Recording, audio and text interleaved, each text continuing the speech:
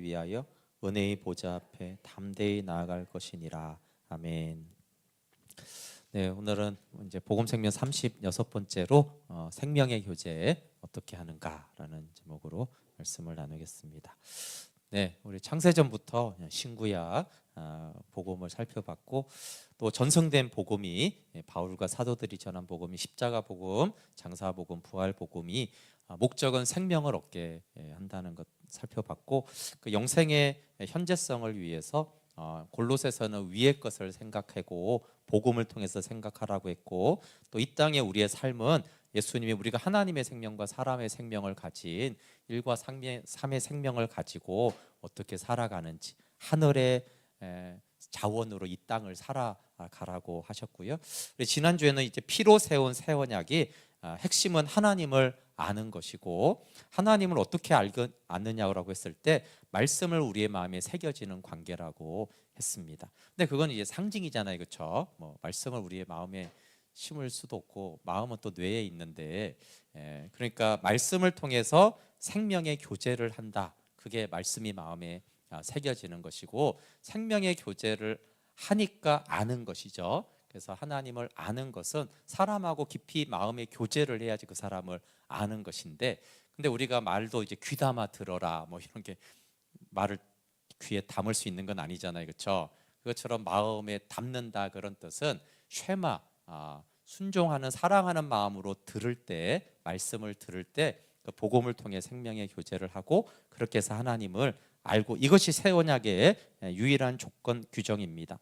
그때 하나님은 우리로 하여금 생명의 교제를 이끌고, 또 죄가 이 교제를 방해하는데, 그래서 하나님이 우리의 죄를 사하겠다 그래요. 그래서 우리가 죄 사함을 기도할 때, 물론 하나님 우리 죄가 있으니까 십자가 보혈로 용서해 주세요 이렇게도 기도해야 되지만, 하나님 생명의 교제를 하기 원하오니 우리의 이 주홍 같은 죄를 주의 보혈로 깨끗하게 씻어 주십시오.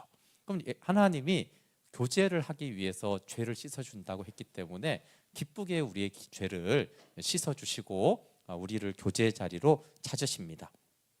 근데 또 우리가 교제라고 했으니까 하나님의 말씀을 무조건 이렇게 듣는 게 아니라 그 율법을 즐거하여 그의 율법을 주야로 묵상한다고 그랬잖아요. 네, 우리 복음충신학당, 쉐마학당 친구들이 학과들을 해서 막 요한복음, 로마서 다 외우는 게 저는 너무 신기하고 놀라워요. 근데 다는 아닐지만 조금 안타까운 건 즐겁게 하질 않아요. 그 말씀만 즐거이 요한복음과 로마서와 마가복음 다 암송을 통째로 하면은 얼마나, 그렇죠? 주야로 이 말씀이 그 안에서 약동하면서 막 성령 충만해서 온 세상을 바꿀 수 있을 텐데 즐겁게 안 하는 거예요. 그래서 즐거이 여호와의 율법을 즐거워해라. 그래야지 주야로 묵상하게 되고, 그러면 어떻게 돼요? 시냇가에 심은 나무가 되죠. 철을 따라. 그러니까 겨울이나 여름이나 봄이나, 원래는 가을에만 열매 맺어야 되는데 아무 상관없다. 언제든지 열매를 맺는 시냇가에 심은 나무가 된다. 그래서 우리가 하나님 말씀을 즐거워하면서 이렇게 말씀도 듣고 묵상하는 것이 또 중요합니다. 네, 영생의 사귐이 아주 중요한데, 복음이 중요한 것은 복음의 목적이 영생의 사귐으로 우리를 인도하기 때문이고, 그 영생의 사귐은 아들 안에서 하나님의 영광을 보는 것입니다. 그래서 영생의 사귐은 하나님과 그 아들과 더불어 갖는 사귐이고 말씀을 통한 사귐입니다. 그래서 요한일서 1장 3절에는 아버지와 아들과 같이 교제하는 것이다 이렇게 말을 했고요. 이제 누구하고 교제할 거냐라는 거잖아요, 그렇죠? 그 다음에 그럼 무엇으로 교제할 거냐라고 했을 때 예레미야 31장은 말씀을 통한 교제다 이렇게 말을 하는 거예요. 그래서 예레미야 31장 33절은 지난주에 본 대로 내가 나의 법을 그들의 속에 두며 그들의 마음에 기록하여 나는 그들의 하나님이 되고 그들은 내 백성이 될 것이다 라고 했으니까, 그러면 이제 34절에 여호와를 안다라고 했어요. 그래서 말씀을 통해서 교제하는데 누구하고 교제하느냐라고 했을 때 아버지와 아들과 함께하는 사귐이다 이렇게 말하죠. 그래서 우리가 하는 모든 예배나 찬양이나 또 우리가 셀을 서로 나누는 목적은 이 영생의 사귐인데, 그 방법은 아까 말한 대로 말씀이라는 통로를 통해서 아버지와 아들과 교제하는 것입니다. 그래서 이제 다양한 방법들이 교회 역사 가운데 있잖아요, 그렇죠? 그래서 이제 설교가 너무 중요하다. 그 설교는 왜 중요하냐 그러면 이 설교가 말씀이잖아요, 그렇죠? 이 말씀을 통해서 아버지와 아들과 사귀게 하기 때문에 중요한 것이죠. 그래서 저희가 말씀 잔치, 제자 훈련, 또 말씀을 연구하기도 하고 통독도 하고 암송도 하고 말씀 기도, 기도도 이렇게 말씀 기도가 있어요. 말씀으로 기도하는 것들이 다 말씀을 통해서 하나님과 교제하게 하는 그동안의 그런 방법들이었어요. 근데 이제 이것들을 다 잘하면 당연히 좋습니다. 다 하는 게 가장 좋은데 우리가 유한한 존재잖아요, 그렇죠? 그래서 이제 성경과 또 교회의 역사 가운데 또 저희 교회가 택한 방법 그 중에서도 또 말씀 묵상이 가장 말씀을 통한 아버지와 아들과의 교제에 가장 좋은 방법인 것 같다. 그럼 나머지는 소용없냐? 그렇진 않죠. 다 그런 것들이 하나님을 알도록 이렇게 그동안 교회 역사 가운데 또 성경에 있던 것이기 때문에 다양한 방법의 도움을 받으면 더 좋습니다. 그래서 말씀 묵상의 목적이 중요한데 그것은 영생의 사귐입니다. 우리가 말씀 묵상 그 자체를 좋아하는 게 율법주의잖아요, 그렇죠? 율법주의자는 건 뭐냐 하면은 우리가 헌금을 하거나 구제를 했어요. 근데 그 자체를 좋아하는 걸 말해요, 그렇죠? 근데 그 자체가 목적이 아니잖아요, 그렇죠? 이웃 사랑을 통해 하나님 사랑하기 위해서 우리가 구제하는 거고, 또 하나님을 사랑하고 또 교회를 세우고 또 하나님의 나라가 이 땅에 이루어지기 위해서 우리가 헌금을 하는 거잖아요, 그렇죠? 근데 그런 의미와 목적을 잃어버리고 행위 그 자체를 내가 해냈다라고 했을 때 그게 이제 율법주의가 되는데, 말씀 묵상도 말씀 묵상 해냈어, 난 했어, 아까 다 했어, 이러면 이제 사실 그게 이제 율법주의로 가게 되는 것이죠. 그래서 그 자체나 성경 지식을 얻기 위해서나 개인의 유익을 위한 것이 아니라 말씀 묵상의 목적은 아까 말한 대로 말씀을 통해 아버지와 아들과의 사귐을 갖게 하는 것이죠. 그래서 말씀이 복음으로 보여야 되고, 이 말씀이 아버지와 아들을 알게 하거나 아버지와 아들에게 나가게 하는 말씀이어야 됩니다. 그래서 우리가 복음을 믿어서 생명을 얻었잖아요. 하나님의 생명, 영생을 얻었어요. 그러면 이 생명이 작동하게 하는 것도 복음이란 말이죠. 그래서 우리는 계속 복음을 듣는 거예요. 그래서 복음을 통해 우리가 생명을 얻었으니까 복음은 끝이다가 아니라 이 생명 얻은 것이 어떻게 작동하고 자라고 역사하고 살아나가게 하는 것도 복음이에요. 그래서 복음이 우리 가운데 역사하지 않으면 이 생명이 있어도 이 생명이 작동하지가 않고 이 생명이 나타나지가 않으니까 우리가 계속 복음의 말씀을 듣고 그 말씀을 마음에 두는 것입니다. 그렇기 때문에 성경을 어떻게 봐야 되죠? 성경을 복음적으로 봐야 돼요.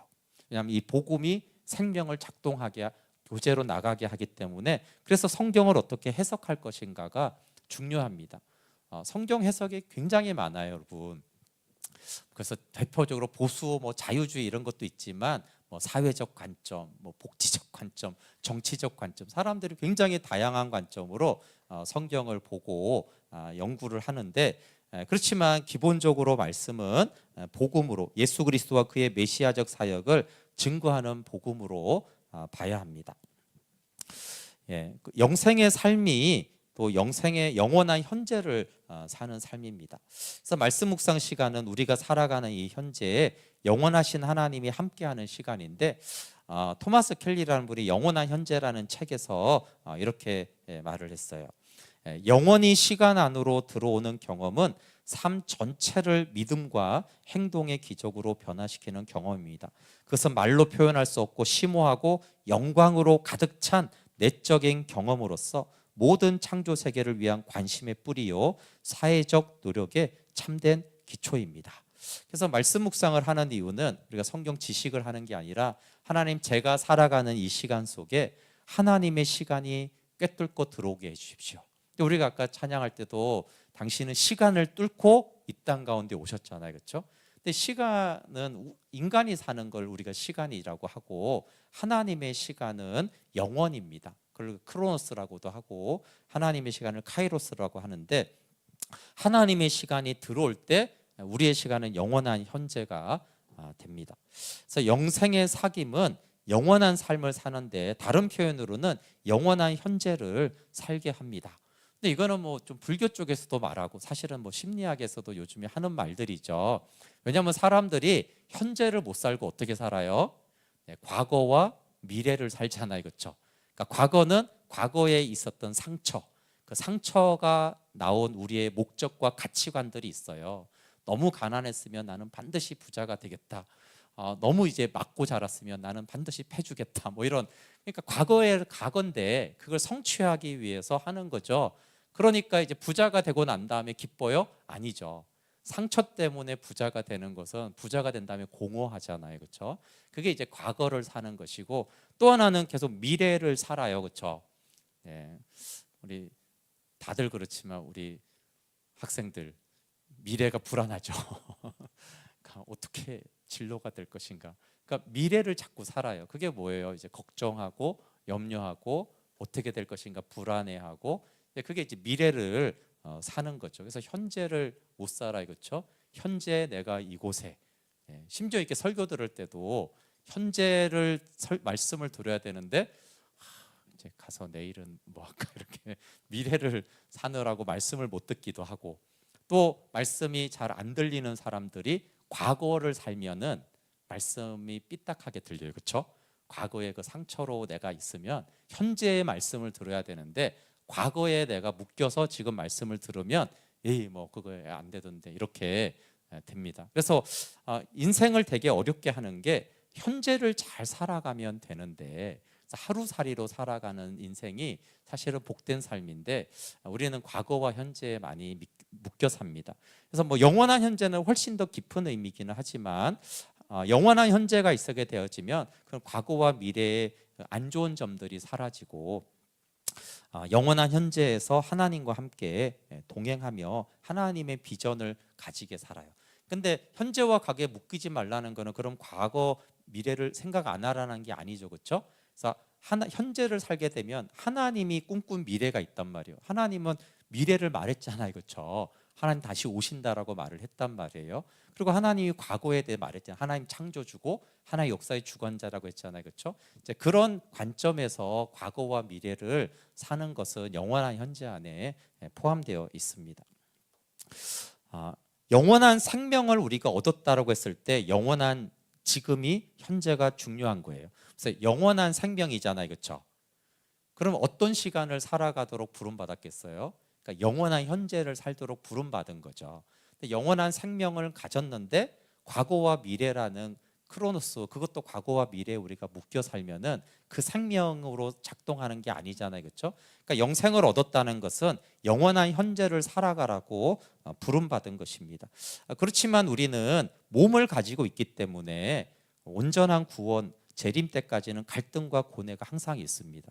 그러니까 이제 영원한 생명이 영원한 현재를 살아가려면 계속해서 복음이 우리한테 우리 가운데 있어서 구속의 은총으로 생명을 계속 얻어야지, 복음을 통해 생명을 얻어야지 영원한 생명으로 살아가는 영원한 현재를 살아갈 수 있고, 그게 이제 요한복음과 요한일서의 기록 목적이에요, 그렇죠? 그래서 요한복음이 생명을 얻게 하려고 한다. 요한일서는 네 안에 생명이 있음을 알게 하려 한다. 아까 나의 약함은 우리 자랑이요, 그 찬양에 곡 잘 쓴 것 중에 하나가 뭐예요? 쭉 이렇게 우리가 낙심치 않으면 뭐예요? 우리 안에 예수 생명이 있기 때문이다. 그게 이제 요한일서가 말하고 싶은 거거든요. 너희 안에 생명이 있음을 알게 하려고 한다. 생명 있으면 알게 하는 것 중에 그 곡에서는 어떤 거예요? 우리가 낙심이 되지만, 쓰러지지만 내 안에 생명이 있음을 알게 되면 내가 포기하지 않아도 되는구나. 그 생명이 이제 그렇게 한다라는 것이죠. 그래야 과거와 미래가 아니라 예수님 안에서 영원한 현재를 살아가게 됩니다. 그러면 이제 말씀을 통해서 어떻게 영생의 사귐을 가지느냐 했을 때, 탕자와 아버지와의 만남으로 히브리서 말씀을 설명할 수 있습니다. 그래서 먼저는 하나님의 말씀이 히브리서 4장 2절에 보면 하나님의 말씀을 좌우에 날선 예리한 검이라고 그래요, 그렇죠? 이 말씀에는 이제 구약에는 우리가 레위기를 보면 제사를 드릴 때, 요즘에는 우리가 도살하는 장면을 거의 볼 수가 없잖아요, 그렇죠? 그럼에도 불구하고 이제 회를 한다고 하더라도 굉장히 그 칼이 중요하잖아요. 회를 떨 때 날이 굉장히 날서듯이 구약의 제사에는 제사장들이 양을 잡아서 이게 다 각을 떴단 말이에요. 그러니까 그게 좌우에 날선 검인데, 그렇게 이제 다 뜨고 내장을 갈라내고 다 그렇게 하는 그런 예리한 칼이라는 어떤 개념으로 지금 이 말씀을 하는 거죠. 4장 12절 같이 다시 읽어볼게요. 시작. 하나님의 말씀은 살아있고 활력이 있어 좌우의 날선 어떤 검보다도 예리하여 혼과 영과 및 관절과 골수를 찔러 쪼개기까지 하며 또 마음의 생각과 뜻을 판단한다. 예, 그러니까 이제 그런 칼은 이렇게 뭐 뼈와 내장과 살들을 이렇게 갈라내지만 하나님의 말씀의 검은 사실 그거를 비유로 하면서 혼과 영과 영을 분리한다. 그걸 그러면서 이제 관절과 골수를 이제 그런 제사물을 쪼개는 것에 대해서 말하면서, 근데 사실 혼과 영을 분리하는 게 불가능하단 말이에요, 인간은. 그런데 하나님의 말씀은 그것을 근데 그 말씀을 이제 반복해서 말하는 것입니다. 혼과 영을 쪼갠다. 반복이죠. 같은 비유로 관절과 골수를 찔러 쪼갠다. 그리고 또 그 반복이 뭐냐면 마음의 생각과 뜻을 판단한다는 뜻입니다. 그래서 혼과 영을 갈란가 무슨 뜻이냐라고 하면 그게 사람의 마음의 생각과 뜻을 판단한다. 세번역에서는 그래서 사람 속을 꿰뚫어 혼과 영을 갈라내고 마음에 품은 생각과 의도를 밝혀냅니다. 사람의 속을 꿰뚫을 수 있는 것은 없죠. 그냥 우리 속담에도 10길 물속은 알아도 1길 사람 속은 알 수가 없다고 그랬고, 성경도 만물보다 부패하고 거짓된 것이 사람의 마음이 사람 마음은 절대 아무도 알 수 없다. 누구도 몰라요. 남이 모르는 게 문제가 아니라 내가 내 마음을 모릅니다. 그게 성경이에요. 근데 유일하게 그 마음을 꿰뚫어서 그 마음을 품은 생각과 의도를 다 밝혀내는 것이 이제 하나님의 말씀이다라고 그래요. 그래서 하나님의 말씀을 내가 들어와야지 내가 내 마음을 그때 알게 되는 것이죠. 의도를 알게 됩니다. 그럴 때 우리가 성경을 어떻게 보느냐라고 했을 때 그런 말을 들으셨죠. 여러분, 우리가 성경을 보잖아요, 그렇죠? 보통은 우리가 그렇게 생각해요. 근데 늘 사실 말씀은 말씀이 나를 읽게 하라 이렇게 말하거든요. 근데 이제 성경을 보다가 묵상하다가 보면 내가 이제 성경을 보고 묵상하고 연구하고 찾고 이렇게 하다가 어느 순간에는 내가 말씀을 보는 게 아니라 말씀이 나를 봐요. 예, 내가 성경을 연구하는 게 아니라 말씀이 나를 연구하죠. 예, 그 상태를 말하는 거죠. 그럼 이제 말씀이 나를 꿰뚫어서 말씀이 나를 이제 밝히고 연구하고 살피고 쪼개어 가지고 내 마음과 생각이 말씀이 밝혀내요. 그러니까 어떻게 돼요? 깜짝 놀라죠. 내 마음에 이런 게 있어? 내가 예를 들어서 내가 이렇게 죄인이야 그렇게 막 갑자기 엄청 회개하는 사람이 왜 그래요? 말씀이 나를 막 꿰뚫어 나를 연구하니까 보니까 내가 이렇게 죄인이었단 말이야. 반대도 있습니다, 그렇죠? 내 안에 이렇게 놀라운 생명이 있었단 말이야. 내가 이렇게 하나님의 놀라운 자녀였어. 그게 이제 말씀이 나를 볼 때예요. 그래서 우리가 근데 기도도 마찬가지인데 우리가 기도합니다, 그렇죠? 근데 성령님이 내 기도를 이끌어 가실 때 고집 부리는 경우가 있어요. 내가 막 기도하는데 성령님이 막 이 기도로 인도하셔. 나 이 기도하고 왔으니까 난 계속 이 기도해야 돼. 이런 경우에 그거 집어치라고 하잖아요, 그렇죠? 사실 우리가 기도하는 어떤 목적은 내가 기도하는 것보다는 하나님이 기도하게 하시게 하려고 기도하는 거이기도 해요. 그래서 내가 막 기도하다고 찬양하다 보면은 내가 찬양을 하는데 어느 순간 찬양이 나를 읽는 순간이 있고, 나는 이 기도하려고 왔는데 하나님이 어떠한 기도로 이끄실 때 사실은 그 기도하려고 온 거죠. 그래서 말씀 묵상도 공부도 우리가 말씀을 보는 건 사실은 말씀이 나를 보게 하려고 내가 말씀을 보는 것이지, 내가 말씀을 봐서 그 뭐 하겠습니까, 그렇죠? 학자들이 그렇게 속학들이 평생을 연구해도 내가 성경을 봐서는 한계가 있어요. 그래서 성경이 나를 보게 하는 것이 이 4장 12절의 말씀입니다. 근데 이제 탕자에게도 그런 게 필요한 거예요. 내가 왜 유산을 달라고 했지? 왜 내가 호랑방탕했지? 나는 왜 돌아가고 싶을까? 사실은 그게 이제 그 마음이 성경을 통해서 들어와야 되는 거죠. 예, 그래서 그러면 이제 그렇게 되어지면은 너무 기쁜 게 아니고 여기서는 벌거벗고 심판받을 비참한 존재가 된다 그래요. 4장 13절 한번 읽어볼게요. 시작. 지으신 것이 하나도 그 앞에 나타나지 않음이 없고 우리의 결산을 받으시리의 눈앞에 만물이 벌거벗은 것 같이 드러나느니라. 네, 여기서 이제 말씀이 그렇게 나를 읽으면 어떻게 돼요? 심판하시는 하나님의 눈앞에서 만물이 벌거벗은 자로 드러난대요. 우리가 이렇게 다 옷을 입은 거는 수치를 가린다라는 의미가 있는데, 근데 여기 드러난다라는 트라겔리조가 이런 용례로 사용이 됐어요. 목을 붙잡고 비틀다. 모든 것이 눈앞에 적나라하게 드러나다. 그러니까 심판하시는 하나님 앞에 우리의 모든 것이 적나라하게 드러나요. 드러나면 어떻게 해야 돼요? 좀 표현이 그렇지만 하나님이 와가지고 목을 우리 비틀어 버려야 돼요. 너무 악하니까, 너무 교만하고 악독하니까 다 드러나고 보니까, 포장했을 때는 그럴만 했는데 다 드러나고 보니까 목을 다 비틀어 가지고 닭 모가지 비틀듯이 해서 그렇게 심판해야 된다라는 뜻이에요. 그러니까 탕자의 비참함이 그런 죄인인 것을 본인이 인식하는가. 하늘과 아버지께 죄를 지었습니다. 와서 이렇게 고백을 하는데, 그런 내가 원래는 이제 아버지께 돌아가면 어떻게 해야 돼요? 아버지가 탕자를 딱 달려 나와서 목을 이렇게 딱 비틀어야지 원래 되는 거죠. 목을 확 비틀어서 돼야 이제 그런 것인데, 그래서 이제 14절이 또 되게 중요합니다. 14절 같이 읽어볼게요. 시작. 그러므로 우리에게 큰 대제사장이 계시니 승천하시니 곧 하나님의 아들 예수시라. 우리가 믿는 도리를 굳게 잡을지어다. 여기 대제사장도 너무 중요한데요. 믿는 도리를 굳게 잡으라, 이게 되게 중요한 말씀이에요. 새 번역에는 그러나가 들어가 있어요. 근데 제가 원어를 찾으면 그러나가 원어에 없어요. 그러니까 성경을 번역하며 원문대로 해야 되는데 이걸 삽입을 했어요. 의도적으로. 삽입을 한 이유가 있습니다.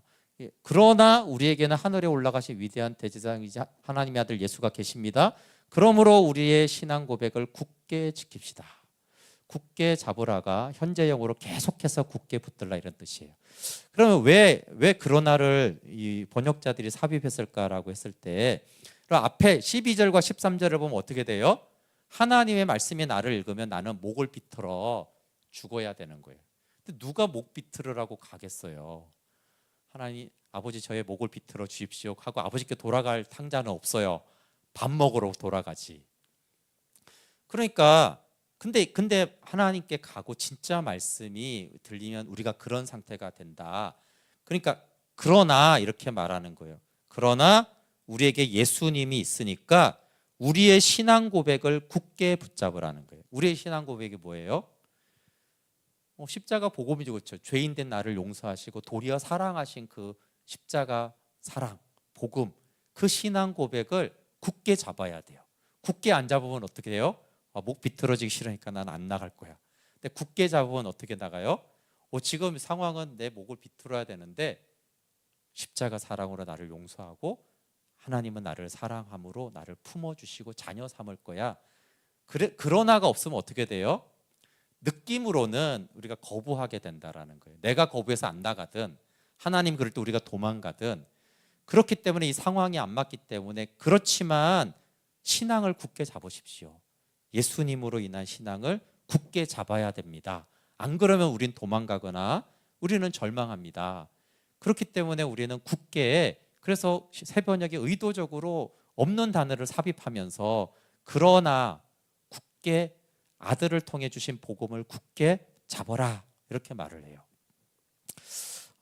사도 바울이 저는 로마서 7장 24절부터 8장 2절이 이거 똑같은 표현이라고 생각을 해요. 복음을 어떻게 굳게 잡아야 하는지. 7장 24절에 보면 나는 비참한 사람입니다. 누가 이 죽음의 몸에서 나를 건져주겠습니까? 그러니까 이 비참한 사람이 이게 목을 비틀어야 되는 그런 존재라는 거잖아요, 그렇죠? 그러니까 아무도 없어, 절망이야. 근데 8장에 가면 그러므로 그리스도 안에 있는 사람은 정죄함이 없는데 그리스도 예수 안에 생명을 누리게 하는 성령의 법이 당신을 죄와 죽음의 법에서 해방하여 주었기 때문입니다. 오라 나는 비참한 사람이로다 누가 이 사망의 몸에서 나를 건져낼까 해서 그러나를 붙잡은 거잖아요. 그럼에도 불구하고 바울이 복음을 붙잡는 거예요. 계속해서. 원래 그 상황은 복음을, 이게 이럴 상황이 아니기 때문에, 그러나 복음을 붙잡으니까 결론이 어떻게 돼요? 생명을 누리게 하는 성령의 법이 나를 이 비참하게 하는 죄와 상황에 나를 해방했다라고 했어요. 그래서 이 비참함 때문에 하늘 아버지를 왜곡해서 보면 안 됩니다. 그 왜 복음을 굳게 붙잡아야 하는가가 15절에 그래서 계속해서 나와요. 15절을 같이 읽어볼게요. 시작. 우리에게 있는 대제사장은 우리의 연약함을 동정하지 못하시리가 아니요 모든 일에 우리와 똑같이 시험을 받으시니로되 죄는 없으시니라. 아멘. 사실 14절에 이미 아들을 통한 복음이니까 복음을 꼭 붙잡아, 이게 사실 설명이 충분한데 하나를 더 추가시키죠. 근데 우리를 위해 십자가에 죽으신 그분은 있잖아, 십자가에서만 우리를 용납하신 분이 아니고 우리의 모든 연약함을 성육신하셔서 다 경험해 봤어. 우리가 왜 상처받고 왜 억울해하고 왜 분노하고 그러는지, 왜 가난해서 힘든지 다 경험을 해서 우리의 연약함을 동정하다, 저는 체휼하다. 동정이란 뜻이 뭐예요? 경험을 같이 해봤기 때문에 이해하는 마음을 말하거든요. 그러니까 도망가지 않아도 되는, 원래는 그러니까 앞에서는 우리가 도망가야 될 것 같은데 아니다, 그러나 복음을 붙잡아라. 또 하나, 근데 그분은 우리가 다 경험으로 아는 분이야. 근데 경험에서 아는 게 좀 다르잖아요, 그렇죠? 네, 뭐 우리 신정아 전사님이 암일 때 우리가 힘들 이걸 하고보다 우리 김동환 목사님이 그 의사가 말할 때 그 심정을 나는 압니다. 경험한 사람이 가서 내가 그 마음을 압니다. 다르잖아요, 그렇죠? 근데 예수님이 저 하늘 보좌에서 너 죄인됨을, 네 고통을 알지. 물론 그것도 아는 것이죠. 그렇지만 내가 경험해서 다 안다. 그래서 탕자와 아들의 비유는 사실은 성경이지만 복음을 다 담아내지 못해요. 만약에 담아내려면 그 아버지 얘기가 나와야 되는데 이 아버지가 탕자였어야 돼. 수십 년 전에 아버지가 똑같이 해갖고 탕자 해갖고 돌아와서 그런 아들이 다시 아버지가 돼서 또 이 놈 탕자가 또 나갔네. 그러면 이제 체휼하죠, 그렇죠? 야, 나도 나가봤는데 잘 왔다. 그런데 어쨌든 그 얘기에는 그런 얘기가 없잖아요, 그렇죠? 예를 들어서 구성애 씨가 성교육을 하잖아요, 그렇죠? 그분이 뭐 말도 강의도 잘하지만 본인이 성폭행을 당했기 때문에 성폭행 당한 그 아이들을 상담하고 가르쳐주고 할 때 느낌이 다르잖아요, 그렇죠? 이분이라면 내가 오픈할 수 있겠다 이런 생각이 들잖아요, 그렇죠? 마찬가지로 예수님, 내가 다 체휼했고 복음을 생각해라. 그러면 우리가 목을 원래 비틀어야 되니까 원래는 우리가 숨기고 도망가는데 이런 예수님이라면 내가 좀 다 오픈하고 다 말씀이 나를 읽을 때, 쉽게 말하면 원래는 말씀이 나를 읽으면 100% 읽지 못하게 하고 도망간단 말이에요, 우리가. 그게 너무 싫으니까 사실은. 그런데 이분이라면 그냥 내 마음을 다 읽게 해도 되겠다. 그래서 끝까지 그 말씀이 나를 읽을 때 사실은 우리의 비참함이 드러나죠. 의로운 자로 담대하게 나가야 됩니다. 여러분, 예수님이 없으면 우리는 목을 비틀어야 될 존재지만 예수님이 함께하면 의로운 존재로 은혜의 보좌로 나가는 거예요. 로마서 3장 24절에 그리스도 예수 안에 있는 속량으로 말미암아 하나님의 은혜로 값없이 의롭다 하심을 얻었다. 그래서 우리가 의로운 이유는 예수님의 속량 때문이잖아요. 그러니까 지금 말씀이 나를 읽으면 우리의 양심으로는 우리는 비참하고 부끄러워요. 그러니까 탕자가 양심으로는 아버지께 갈 염치가 없어요. 근데 그러나 복음을 믿는 신앙 고백을 굳게 붙잡으라고 했잖아요, 그렇죠? 그래서 이 복음을 굳게 붙잡으면 어떻게 돼요? 믿음으로는 의로운 자예요, 나는. 그러니까 믿음으로는 의로우니까 담대히 나가는 것이죠. 그래서 히브리서 4장 16절에 말해요. 같이 읽어볼게요. 시작. 그러므로 우리는 긍휼하심을 받고 때를 따라 돕는 은혜를 얻기 위하여 은혜의 보좌 앞에 담대히 나아갈 것이니라. 근데 이 짧은 구절에 굉장히 반전이 있는 거예요. 하나는 말씀 때문에 우리는 목을 비틀어 버려야 될 그 공의로운 거룩한 심판대 앞에 있다라는 아주 그 비참한 상태인데, 이제 굳게 붙잡고 체휼하시는 예수님 때문에 어떻게 돼요? 이제는 의로운 당당한 아들로 담대하게 나가라고 하는 거예요. 이게 정서적으로는 불가능하잖아요, 그렇죠? 누가 내 목을 비틀 자에게 담대히 나갈 수가 있겠어요? 그런데 이렇게 짧은 구절이지만 은혜의 보좌 앞에 아들 때문에 나가는 거, 그걸 이제 저희가 묵상할 때 나도 용납할 수 없는 나를 용납하시는 하나님을 용납하는 믿음이 필요하다 이렇게 말하잖아요. 나도 용납할 수 없고 당연히 용납이 안 되겠지. 근데 하나님은 나를 용납했어. 그 하나님이 나를 용납하셨는데 그 사랑을 내가 용납하는 믿음이 필요해요.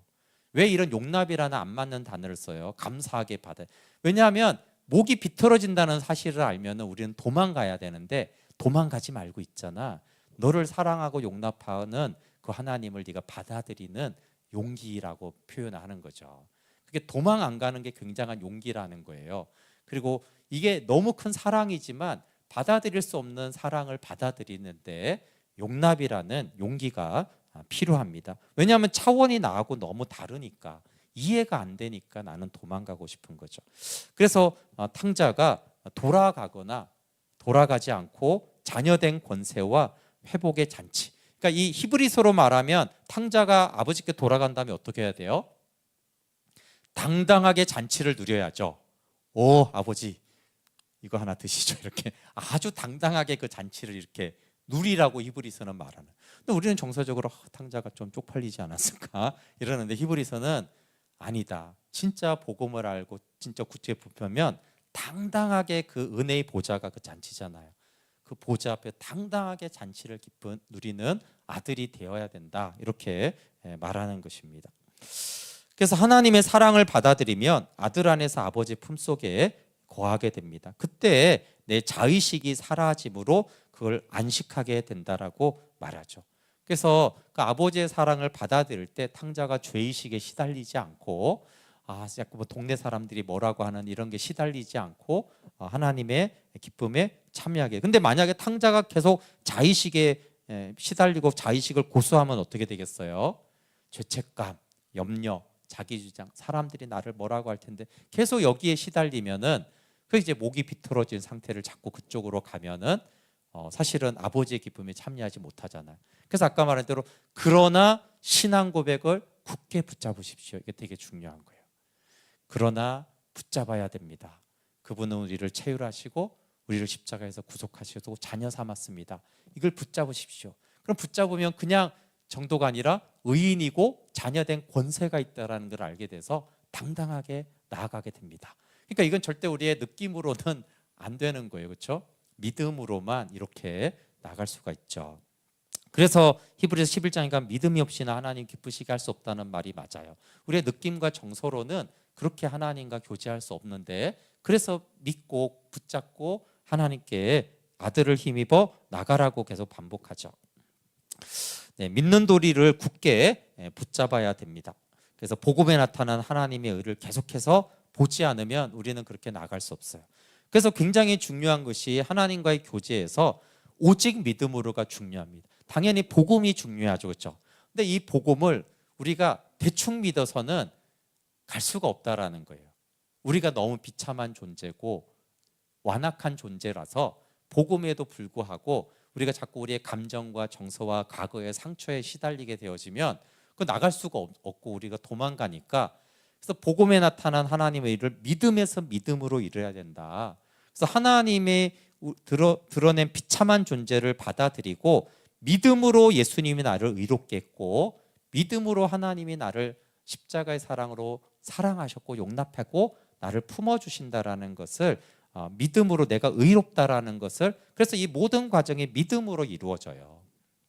그래서 우리의 느낌과 지각은 계속 우리는 정서에 시달리고 또 우리 편에서는 그래서 불확실하게 경험됩니다.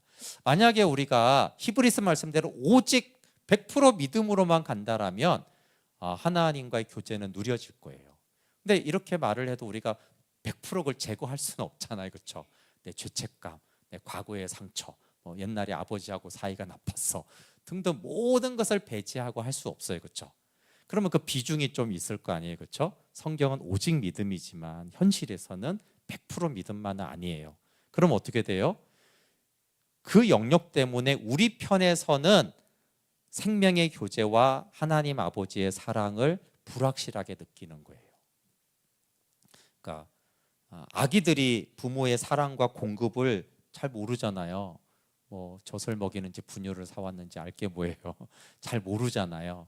특히 장애가 있는 아기라고 생각해 보세요. 부모의 사랑을 느낌으로 잘 모르잖아요. 어떻게 신경을 써가지고 나를 사랑하는지 더 모르잖아요. 그렇죠? 그렇지만 이 아이가 장애가 있든 장애가 없든 사실 부모의 사랑은 똑같은 거예요. 근데 아기 편에서 느끼는 거는 다르잖아요. 뭐 많이 사랑한다, 적게 사랑한다, 잘 모르겠다 이렇게 말을 할 수 있잖아요.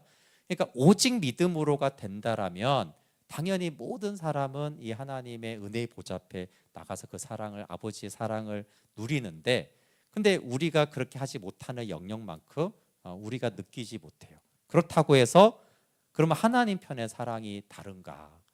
그 말은 우리 편에서는 나눔을 하고 모이면 그렇잖아요. 나는 하나님이 너무 기쁘고 즐거워 이렇게 말하는 사람이 있고, 나는 잘 모르겠어 그런 사람이 있고, 하나님 분명히 살아계셔 이런 사람이 있고, 하나님 예전에 살아계신 것 같은데 잘 모르겠어 이런 사람이 있잖아요.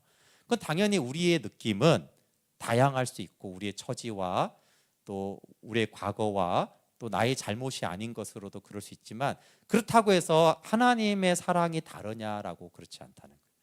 그래서 저렇게 막 기뻐서 막 그런 사람들과 내가 받는 사랑은 동일한 사랑이다.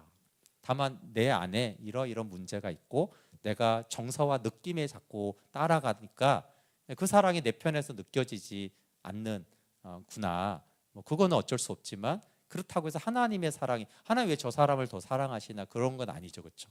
하나님의 사랑은 동일해요. 다만 우리가 사귐을 통해서 점점 더 계속해서 복음을 붙잡고 하나님께 나가면 그게 우리의 마음이 치유되면서 그 사랑을 영적 감각이 성숙하면서 그걸 더 경험하게 됩니다.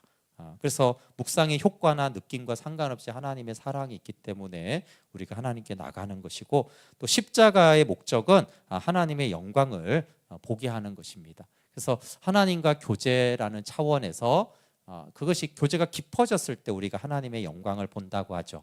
그래서 요한복음 17장 24절에도 예수님이 창세전부터 나를 사랑함으로 내게 주신 나의 영광을 그들로 보게 하시길 원합니다. 그러니까 교제의 수준이 어때요? 우리가 이제 못 느끼는 경우도 있고 조금 하나님과 교제가 되는 경우도 있는데, 어쨌든 예수님이 우리에게 주신 복음은 아버지와 예수님이 아들이 창세전에 아버지와 누렸던 그 영광의 교제만큼 깊어지도록 우리에게도 똑같이 주셨다라고 말씀을 하시는 것이죠. 그래서 우리가 그렇게 될 수 있는 존재구나. 그래서 청교도 지도자 존 오웬도 하나님과의 교제는 복음으로 계시된 그리스도 안에서 하나님의 영광을 보는 것입니다. 영광을 못 본다고 교제가 안 되는 건 아닙니다.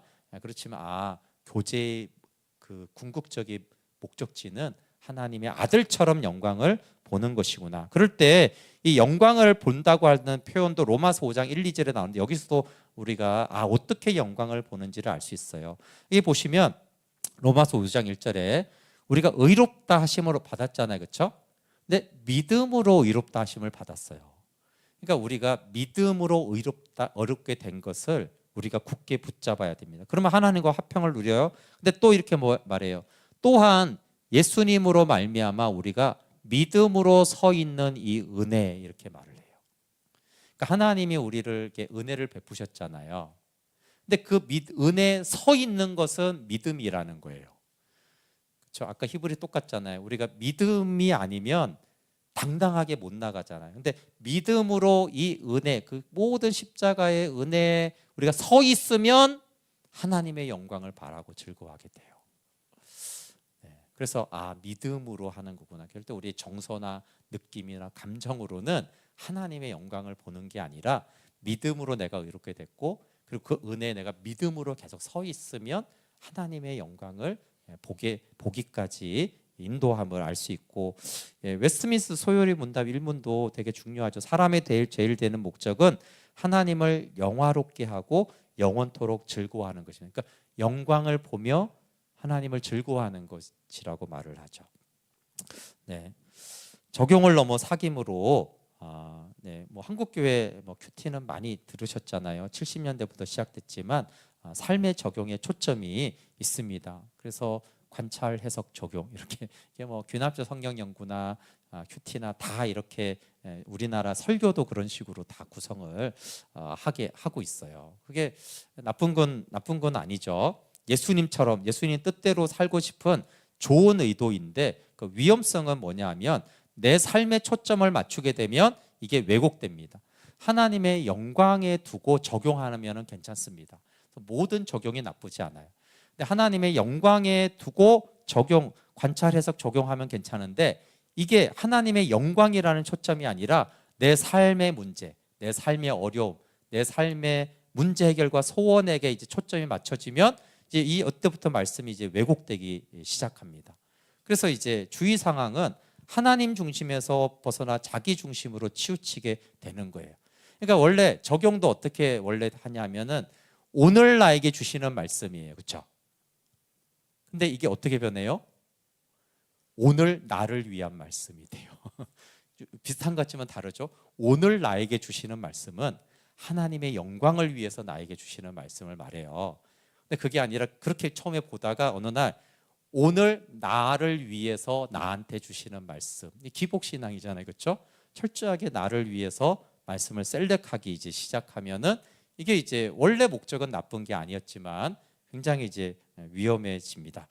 그렇게 위험해진 상태에서 잘 지키면 율법주의가 되고 못 지키면 형식주의가 돼요. 그래서 적용이 다 나쁜 건 아니고요. 십자가 중심성과 하나님의 영광을 여전히 가지고 있다면 그 적용은 유익한 것입니다. 그런데 자꾸 적용을 하다 보면 이게 쉽지가 않다라는 거예요. 적용을 자꾸 하다 보면 계속 내가 십자가 중심성과 하나님의 영광을 유지하기가 쉽지 않은 거예요. 굉장한 그 믿음과 노력이 아니면은 어느새 내가 이제 그러니까 아예 십자가 중심성과 하나님의 영광을 목적으로 하라는 거예요. 목적이 적용이 되어지면 그러니까 아예 하나님을 아는 것을 목적으로 두면 그래도 변질되는데 그럼 변질될 그게 많지 않잖아요, 그렇죠? 근데 적용을 목적으로 두면은 이게 변질되는 것이 너무나 허다하기 때문에 그렇지만 적용하면 다 나쁘다 그렇지는 않습니다. 여전히 하나님의 영광, 십자가를 위해서 내가 이렇게 적용하겠다고 하는 그런 사람들이 소수가 있어요. 그런 분들은 굉장히 훌륭한 분들입니다. 그래서 분별을 해야죠. 어쨌든 새 언약의 핵심은 말씀으로 여호와를 아는 것이고 말씀으로 영생의 사귐, 더 나아가 영광을 보는 것이에요. 그게 말씀 묵상의 본질입니다. 가치 사역에서 필요 사역으로 가는 건 좋은 것입니다. 영생의 사귐에서 적용으로 가는 건 좋은 거예요.